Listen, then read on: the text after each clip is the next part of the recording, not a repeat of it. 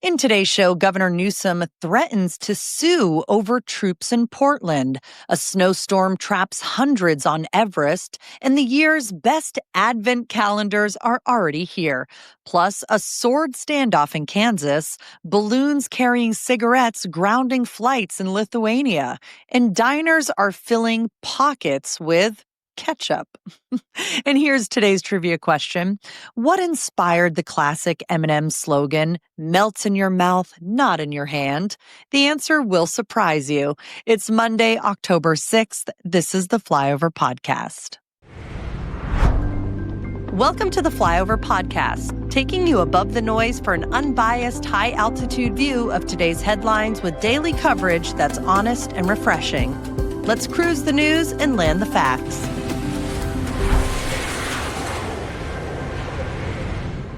Hello and welcome back to the Flyover Podcast. I hope you had a great weekend. I'm your weekday host, Ayla Brown, and I'm so glad you're starting your day here with me. We've got the latest stories from across the country and the world. It's a packed show, so grab your coffee and let's take off with today's biggest headlines. President Trump has sent 300 California National Guard troops to Portland, Oregon, going against a federal court order that had blocked him from deploying Oregon's own guard. California Governor Gavin Newsom quickly condemned the move, calling it, quote, un-American, and accused the president of using the military as, quote, political pawns. The announcement came just a day after U.S. District Judge Karen Immergut, who was appointed by Trump, issued a temporary restraining order blocking any troop mobilization to Portland. That order runs through October 18th, setting the stage for what could be a major legal and political battle over presidential authority and the limits of military involvement here at home. Meanwhile, hundreds of tourists hiking on the eastern slope of Mount Everest in Tibet were caught in a powerful snowstorm over the weekend. Local guides say they've helped about 350 trekkers reach safety, while another 200 or more remain stranded in the snowy conditions. Hikers reported tents collapsing under heavy snow and said hypothermia was becoming a serious concern. The storm, described as extraordinary for October, hit during the peak tourist season and an 8-day Chinese holiday. Early reports suggested close to 1,000 people may have been trapped, though it's still unclear if guides and support staff are included in that number or whether the north face of Everest was also affected. And shifting from snowstorms to something a little more festive, it might still be 80 days until Christmas, but advent calendars are already flying off the shelves. Even Costco's giant Lint calendar is selling out early.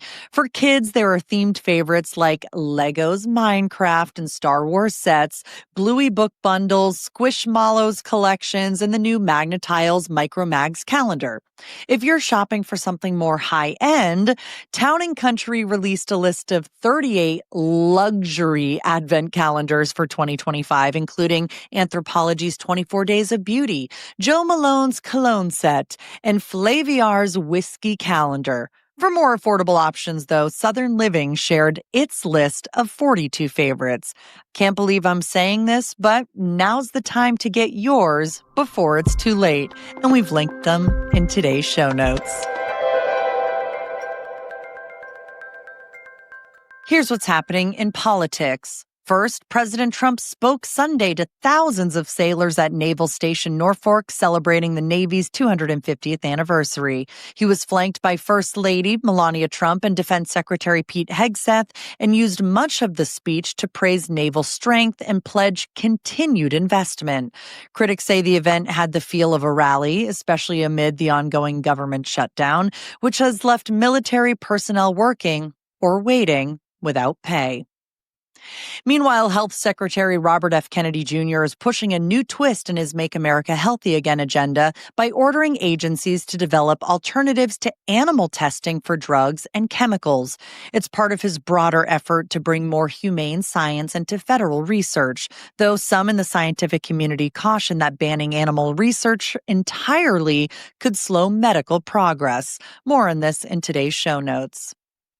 And President Trump said Sunday he expects hostages held in Gaza will be freed very soon as U.S., Israeli, and Hamas representatives prepare for indirect talks in Egypt. The off-site negotiations are aimed at easing tensions and possibly arranging a ceasefire, but details remain murky. And in an international warnings, Russian President Vladimir Putin said that if the U.S. sends Tomahawk missiles to Ukraine, it would, quote, destroy any hope of improved relations, erasing recent diplomatic steps. Putin warned that such a move would constitute a qualitatively new escalation in the conflict. Welcome to Podcast Extra, where I'll give you some bonus stories that you won't find in the Flyover email edition, like this. Dr. Todd Arrington, director of the Dwight D. Eisenhower Presidential Library, has resigned following a disagreement over a proposed gift for King Charles III. During preparations for President Trump's September state visit to the UK, the president chose one of Eisenhower's swords as a gift. Arrington declined to release the original, citing rules that classify such artifacts as federal property, and instead arranged for a replica to be made. Officials overseeing the presidential library system reportedly disagreed with his decision, and Arrington ultimately stepped down.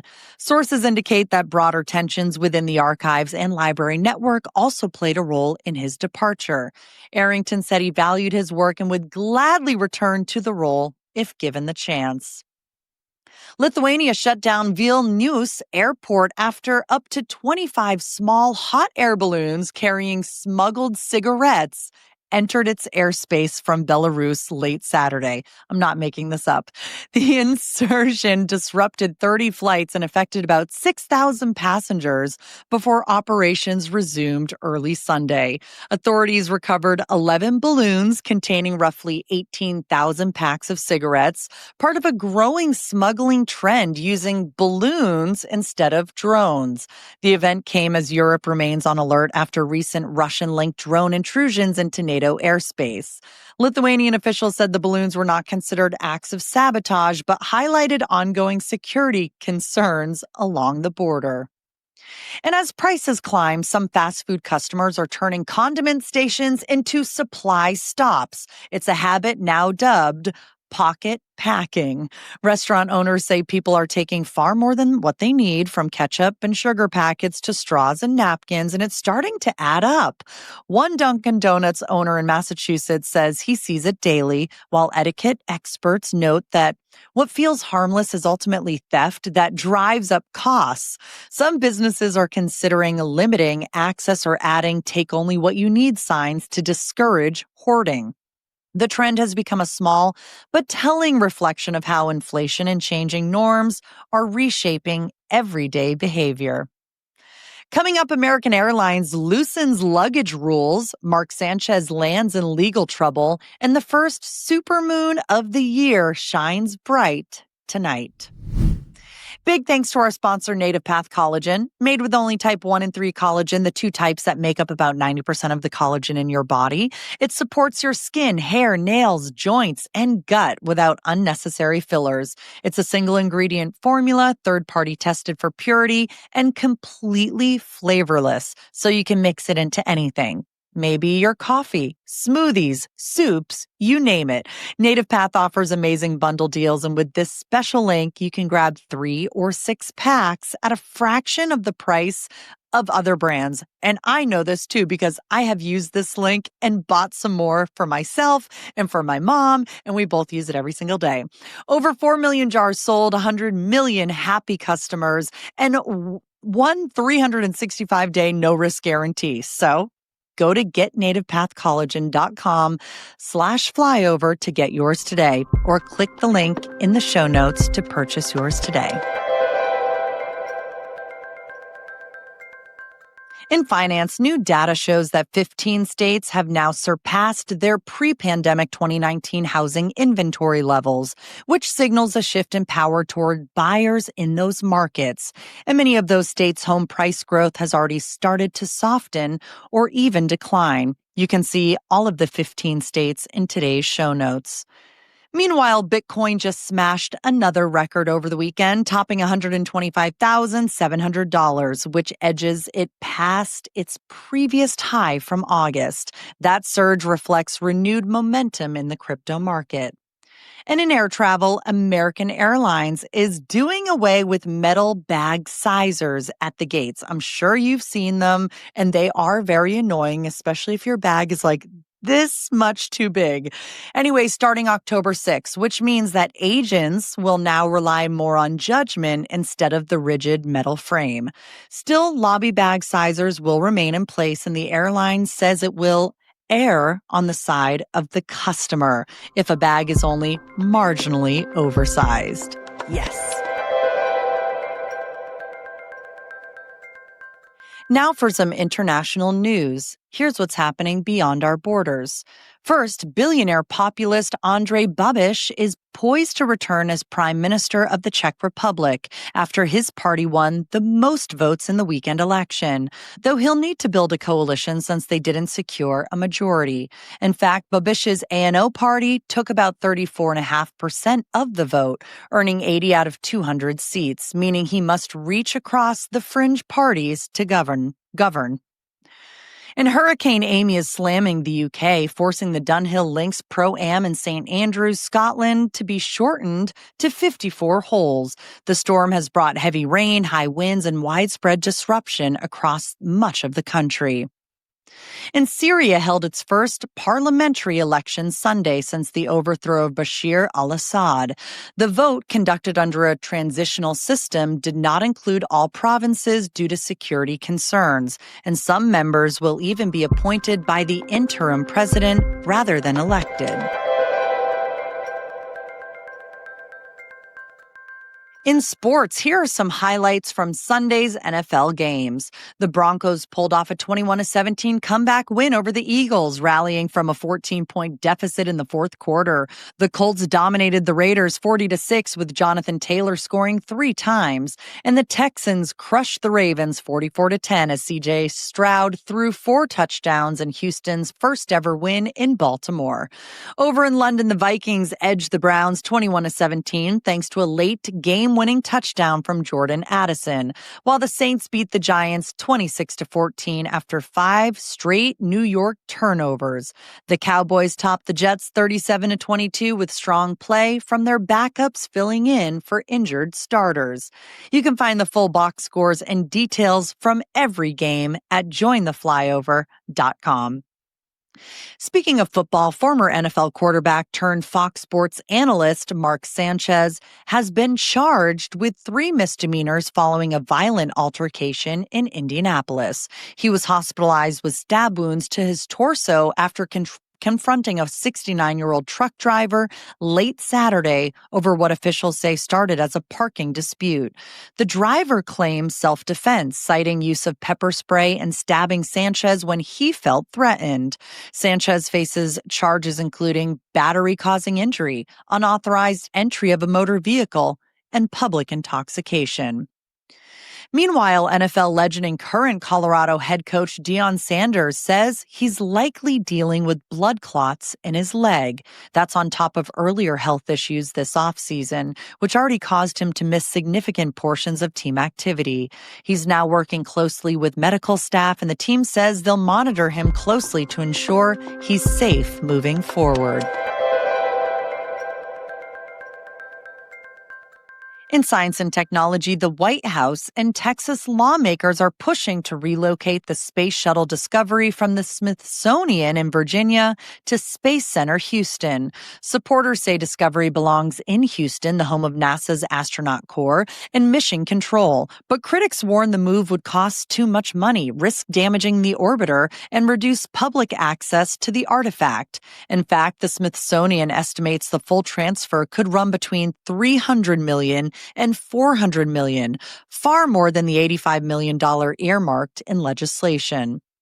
Meanwhile, skywatchers are in for a treat tonight as the first supermoon of the year makes its closest pass to Earth, appearing up to 14% larger and 30% brighter than a typical full moon. And finally, Aura has launched a new $499 ceramic smart ring along with a $99 blood testing service that integrates lab results into its app.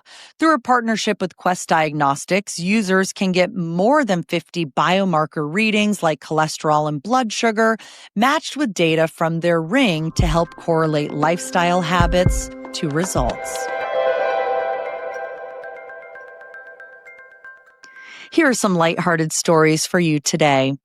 Over 600 couples got married all at once Saturday in Asuncion, Paraguay, part of a government-backed push to make civil unions more affordable and give legal rights like inheritance and Social Security to long-term couples. And how about this? California police pulled over a Waymo self-driving car for making an illegal U-turn, but they couldn't issue a ticket since there was no human driver inside the car.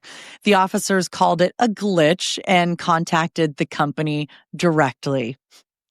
And finally, after being on the run for a month, a stray pig named Petey was rescued in East Petersburg, Pennsylvania. Neighbors in a farm sanctuary worked patiently to gain his trust, with food, of course, and water, before safely penning him and taking him in. Here are the results of yesterday's poll question that Amy asked you. What do you do with unmated socks? 36% said throw them away. 33% said use them for something else. And 31% said keep them. Thank you so much to everyone who voted. I will keep my unmatched socks for a couple months and then I give up and I throw them away. Here's today's poll question, though. Will you get an advent calendar this year? Yes, no, or I will gift it. I always think I'm going to get one, and I always forget, and then it's too late. But this year, I'm going to be different. I am going to be better. So my answer will be yes. What about you? You can vote in the show notes below, and I'll read the answers in tomorrow's show. The links to vote are in the show notes. In trivia, what inspired the classic M&M slogan, melts in your mouth, not in your hand? The slogan traces back to World War II when the U.S. military needed chocolate that wouldn't melt in soldiers' hands. Mars developed a candy-coated shell to protect the chocolate from damage during transport and in warmer climates. Originally made just for troops, M&Ms became so popular, well, we all eat them now. That's all I'm going to say. And they're so good. That wraps up today's Flyover podcast. We covered a lot, from national politics to fancy advent calendars and self-driving cars and the supermoon that's happening tonight. And something tells me tomorrow's headlines will be just as wild. Be sure to hit subscribe on YouTube and drop us a 5-star rating on Spotify or Apple Podcasts. Until then, I'm Ayla Brown. Thanks for flying with us.